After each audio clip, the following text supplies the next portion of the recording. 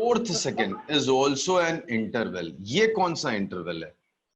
Fourth second मतलब आपने घड़ी स्टार्ट की, right? You started your stop watch 0 1 2 3, यहां से स्टार्ट होके जब ये 4 खत्म होगा वो इंटरवल की बात है। ये एक इंटरवल है 3 सेकेंड से लेके 4 सेकेंड के बीच का। और ये क्या है? ये उस इंस्टेंट की बात हो रही है जब भी मेरे वॉच में क्या दिखा रहा है? 4 सेकेंड्स दिखा रहा है। तो ये तीनों अलग होते हैं, केयरफुल रहना। अगर मैंने बोला find average velocity in first 5 seconds, तो मतलब आप 0 से 5 सेकेंड। इफ आई से find velocity in fifth second, average velocity in fifth second, 4 से 5 सेकंड, 4 से 5 के बीच में अगर t इक्वल्स टू 5 बोल दिया, then it is instantaneous. And differentiation आपको इंस्टेंटेनियस वेलोसिटी देगा। dx by dt will give you instantaneous velocity। मुझे एवरेज वेलोसिटी निकालनी है, तो एवरेज वेलोसिटी आप कैसे निकालोगे? ये छोटे छोटे पॉइंट्स दिमाग में डालते रहो, चाहे तो भूल जाओगे तो साइड में लिख भी लो, जैसे मैंने पास्ट लेक्चर्स में नोट कराया था।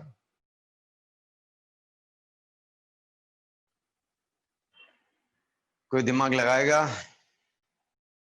किस चीज का सर? किस चीज का?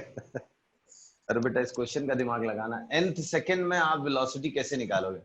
पहले तो ये क्लियर हो गया कि we have to calculate average velocity, right? हाँ सर। एवरेज वेलोसिटी क्लियर हो गया।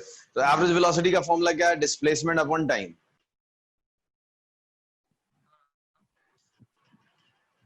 ना, डिस्प्लेसमेंट कैसे निकालते थे? Change in position. तो आप 4th सेकेंड में पहले पोजीशन क्या थी और बाद में पोजीशन क्या हो गई वो निकालोगे। सॉरी, nth सेकेंड में। क्षितिज यस सर। कर रहे हो ना? nth सेकेंड का वेलोसिटी निकालना है। तो nth सेकेंड कहां से शुरू होता है, कहां खत्म होता है? जैसे 4th सेकेंड 3 से 4 to n n minus 1 n से माइनस 1 से n तक। हाँ, तो आपको लास्ट सेकेंड में पोजीशन निकालनी है, डिस्प्लेसमेंट निकालना है। तो पहले t इक्वल्स टू n डालो। तो at t equals to n second, position is n square minus 3n। फिर at t equals to n minus 1 second, position निकालो n minus 1 का whole square minus 3 times n minus 1।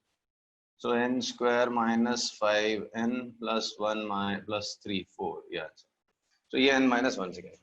Sir लेकिन Now display, पहले differentiation कर लेते तो? बेटा वही तो बताना, डिफरेंशिएशन से इंस्टेंटेनियस वेलोसिटी निकलती है। Be careful, v is equal to dx by dt है ना, ये इंस्टेंटेनियस वेलोसिटी निकलती है। तो पिछले क्वेश्चन में मैंने क्यों किया था? क्योंकि मुझे मालूम था वेलोसिटी हर इंस्टेंट सेम है। पिछले क्वेश्चन में मुझे पहले से पता था वेलोसिटी हर इंस्टेंट सेम है। तो व्हेन वेलोसिटी इज कांस्टेंट तो एवरेज निकालो, इंस्टेंटेनियस निकालो, क्या फर्क पड़ता है? बट इस बार तो क्वेश्चन में ही लिखा हुआ है verify whether velocity is constant or varies with respect to time। तो आपने को वही नहीं मालूम है, तो फिर सिर्फ इंस्टेंटेनियस वेलोसिटी के लिए मैं अप्लाई कर सकता हूँ, एवरेज वेलोसिटी के लिए I can not apply, right? So displacement कितना हो गया? What is displacement in nth second?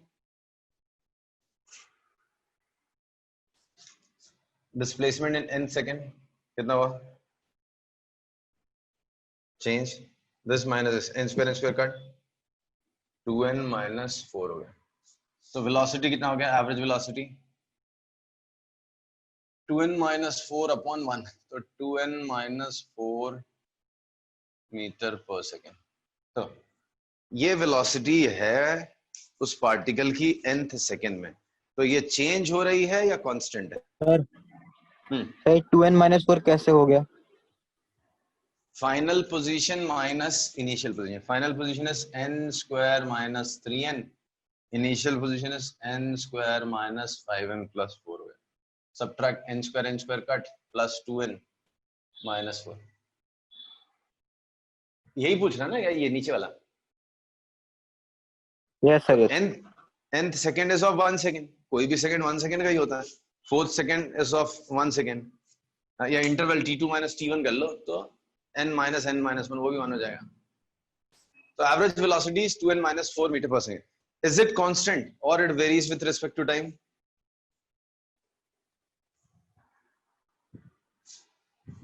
Hello, ये कांस्टेंट नजर आ रहा है क्या? नहीं सर। नहीं है। It changes with n। First second में वेलोसिटी -2 आएगी, सेकंड में एवरेज वेलोसिटी 0 हो गई, थर्ड सेकंड में average velocity is 2 meter per second, so it varies with time, hence it varies with velocity, varies with time. Okay. हाँ जी sir. Okay, ठीक है। now next, an overspeeding bike crosses a police jeep, police jeep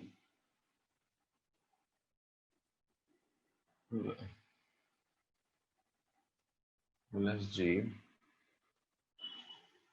at t equals to 0 seconds.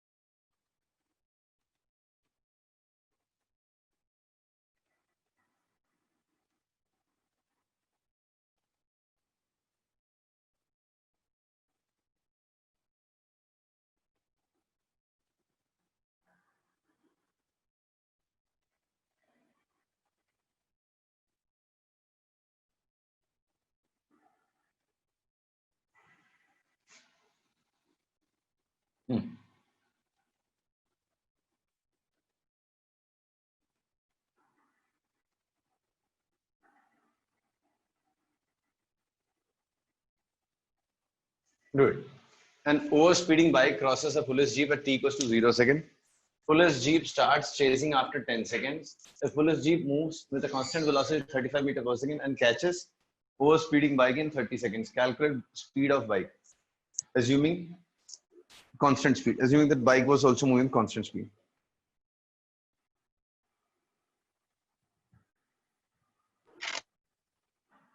Sir ji, मतलब ये जो 10 second है वो उसके बाद मतलब बाइक चेज होने के बाद हम लोग 30 second, sorry car chase number करने के बाद 30 सेकंड गिन रहे हैं कि कार चेज करने के पहले से 30 सेकंड गिन रहे हैं? देख बेटा, पुलिस जीप है, उसके सामने से बाइक निकली, हाँ ठीक है, तो पुलिस वाले को बाइक जीप स्टार्ट करने में और स्पीड लाने में टाइम लग गया, तो तब तक वो जो थी, जो ओवरस्पीड बाइक थी वो आगे निकल गई, राइट। तब जाके उसने चेस करना चालू किया, फिर उसको 30 सेकंड्स में कैच कर लिया, 10 सेकंड तो लेट मतलब स्टार्ट गाड़ी किया। चालू करने के बाद ही उसने 30 सेकंड में कैच किया ना? हाँ हाँ, हाँ वही पूछ।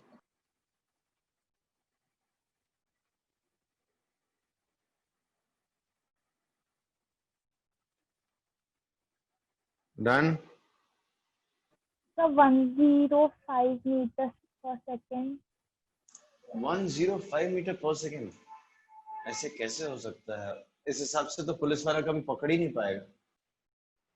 पुलिस वाला खुद ही 35 मीटर पर सेकंड से जा रहा है, अगर वो 105 मीटर पर सेकंड से जाएंगे तो डिस्टेंस तो बढ़ता जाएगा, कैच कभी करेगा, पकड़ेगा कभी?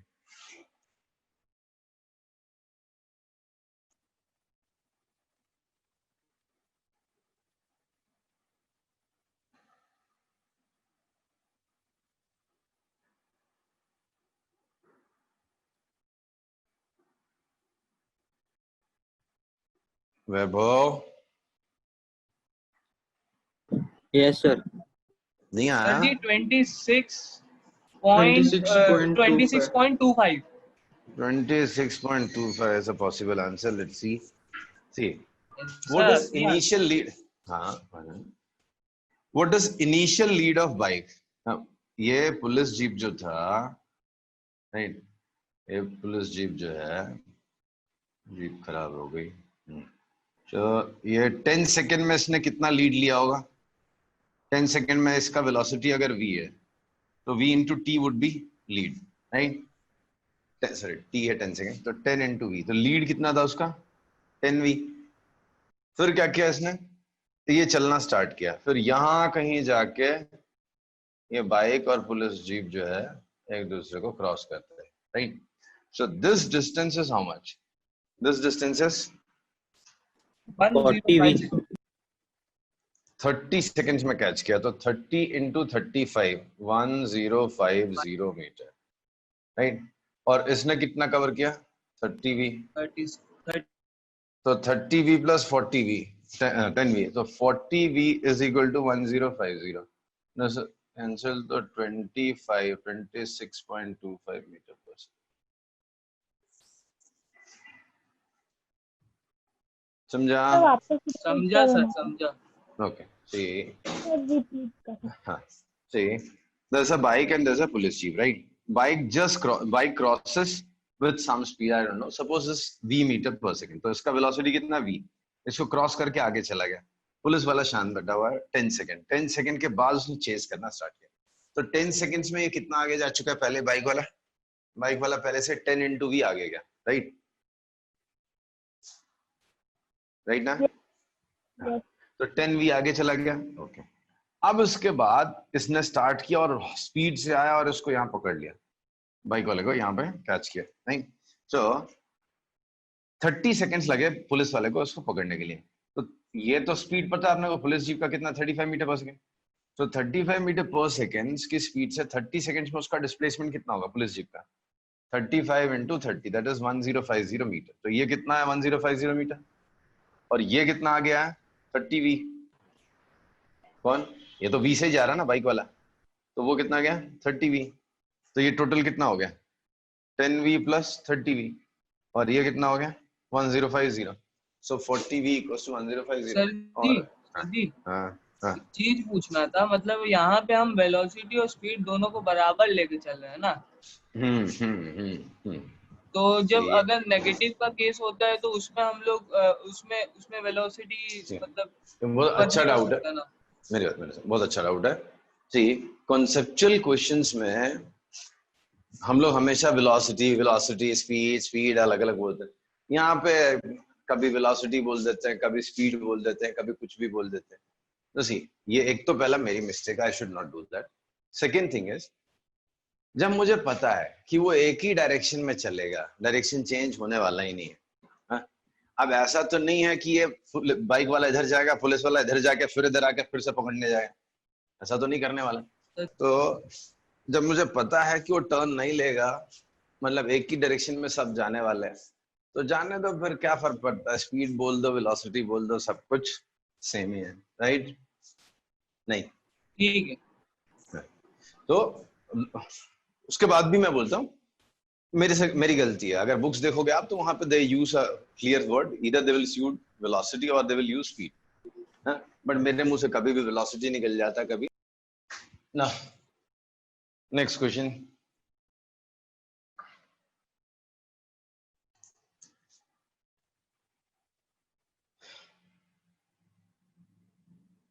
देयर इज अ सर्कल, ठीक है? Circle of radius 70 meter, radius 70 meter है। The two particles, this point A, ये fixed point P कर देता। The two particles A and B, A moves at a constant speed of say 10 meter per second, and B moves with a constant speed of 12 meter per second, ठीक है? तो question is 12 हटा के 11 metre पर second, 11 meter per second. So question is, if A and B move in clockwise and anti-clockwise direction,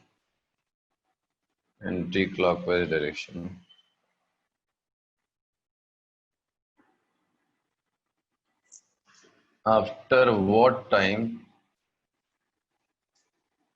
they cross each other for first time, cross each other for first time, and after what time they meet at P again.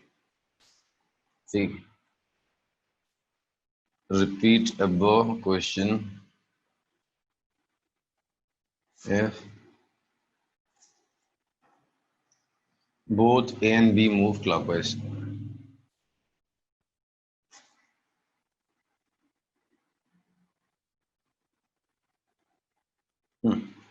So repeat above question if both A and B move clockwise. A और B दोनों clockwise जा रहे हैं, तो अभी कौन मतलब तो फिर कब क्रॉस करेगा पहली बार और फिर उसके बाद P पे दोबारा कब मिलेंगे? क्वेश्चन क्लियर हो गया ना? If A and B move in clockwise and anti-clockwise direction, after what time they cross each other for first time, and after what time they meet at P again?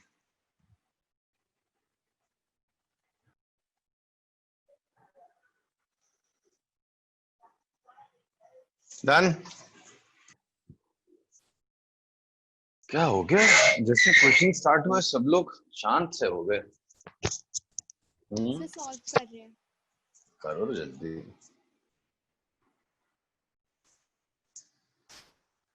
Aditya, yes sir. आ रहा है ना questions? Sir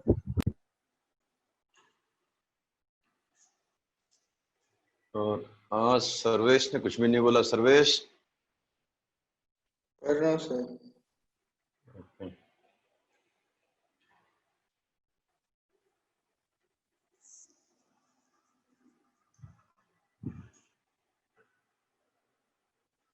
नहीं यार इतना time नहीं लगना चाहिए.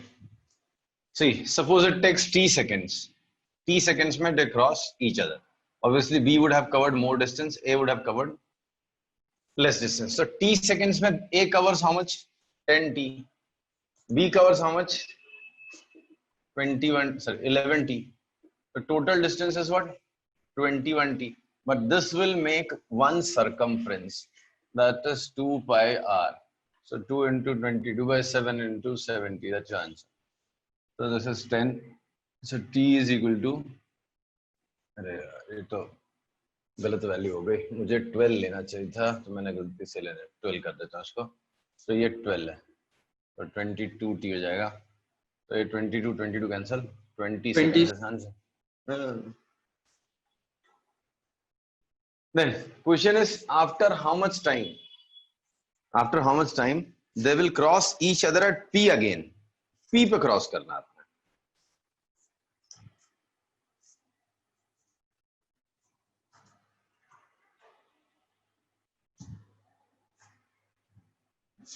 तो आपको निकालना पड़ेगा LCM.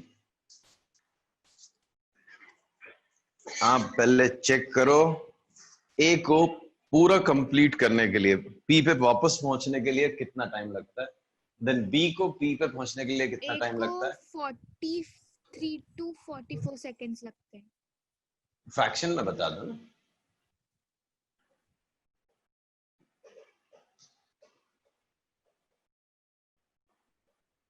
फ्रैक्शन में कितना है? 270 440 अपॉन 10. कैसी बात कर रहे हो? 44 सेकंड. एग्जैक्ट 44. और B को कितना लगता है? 40 सॉरी 40 सेकंड्स. 36 नहीं फ्रैक्शन में आएगा ना. 440 अपॉन 36.6 सेकंड्स. नहीं फ्रैक्शन में बताओ. डेसिमल मत करो नहीं तो फिर हम आंसर कभी नहीं निकाल पाएंगे. You have to keep this time it in keep in fractions. Sir 440 अपन 11 होगा ना. 40 सेकंड आएगा. 12 कर दिया ना. चेंज कर दिया ना. B का 12 कर दिया ना. Yes sir. B का 12 कर दिया स्पीड. तो कितना हो जाएगा?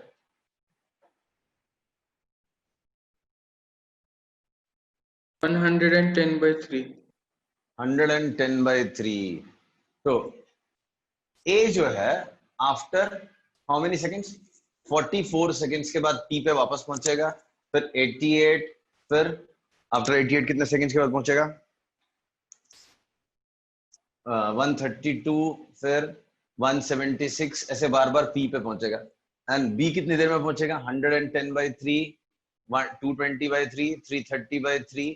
आपको पता करना है दोनों साथ में पी पे कब पहुंचेंगे, मतलब क्या करना है आपको। याद है जूनियर क्लासेस में 7th 8th में हम ऐसे क्वेश्चन करते थे, एलसीएम के क्वेश्चन है, लीस्ट कॉमन मल्टीपल के। नहीं याद है?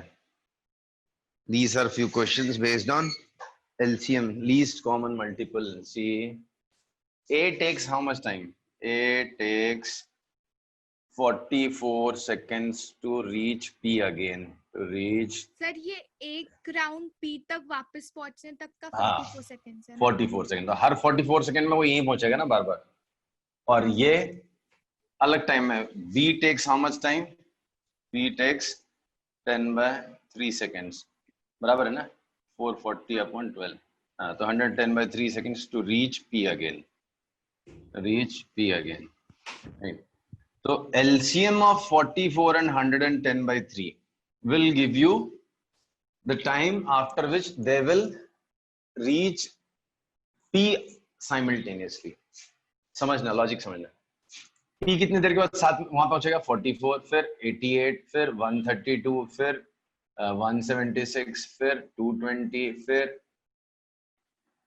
264, ऐसा इन टाइम्स पे यहां से क्रॉस करा। B 110/3, 220/3, 110, फिर 440/3, 550/3, 220, 660/3। ये देखो 220 पे दोनों साथ में नहीं पहुंच जाएंगे। See, A crosses point P after every 44 seconds. Her 44 seconds के बाद A वहीं पे जा रहा है, देखो 44, 88, 132 वहीं पे बार बार जा रहा है, right? So after every 44 seconds, A crosses through the point P, and B crosses point P after every 110/3 seconds, right ना? कोई कुछ नहीं बोल रहा। Yes, sir. So you have to take LCM. ये हमने जूनियर क्लासेस में ऐसे क्वेश्चंस किए हुए हैं। ये LCM ले लो आप। तो LCM of 44, LCM of 44 and 110/3 याद है किसी कैसे निकालते हैं LCM? LCM of fractions कैसे निकालते हैं? How do we determine LCM of fractions? Common digit जिससे दोनों डिवाइड हो। नहीं, फ्रैक्शंस का LCM कैसे निकालते थे? नंबर होते तो मैं पूछता ही नहीं, मुझे मालूम आपको आता है। फ्रैक्शन का कैसे निकालते हैं? LCM of numerator upon HCF of denominator। तो 44 और 110 का LCM होगा 220 और 1 और 3 का HCF हो गया 1, तो आंसर इज 220 सेकेंड्स। तो ये देखो यहाँ पे आंसर दिख रहा है हमको। ये मैंने आपको सारी वैल्यूज ही लिख के दिखा दिया कि कितने कितने सेकंड्स पे वो क्रॉस करेगा और ये कितने सेकंड्स पे क्रॉस करेगा। तो 220 पे दोनों साथ में क्रॉस करेगा। एंड यहाँ पे LCM निकाल के दिखाया। LCM of fractions is LCM of numerator bye HCF of denominator. तो 44 and 110 का LCM is 220 and HCF of 1 and 3 is 1। Okay, समझा या वापस एक्सप्लेन करूं? समझा सर। ओके, समझा now repeat the second question again। if both of them are moving clockwise, दोनों अगर clockwise जाएंगे तो क्या आंसर्स होंगे आपके? what will be your answers if both of them are moving clockwise? तो एक वापस एंटी वही टाइम बताना है कि वो पी को कब साइमल्टेनियसली हाँ वो ठीक है। और फर्स्ट टाइम दोनों एक दूसरे को क्रॉस कब करेंगे? दो आंसर थे, दो क्वेश्चन थे ना इसमें कि हाँ। फर्स्ट टाइम एक दूसरे को कब क्रॉस करेंगे, फिर सेकंड पार्ट वाज पी पे साथ में कब पहुंचेगा।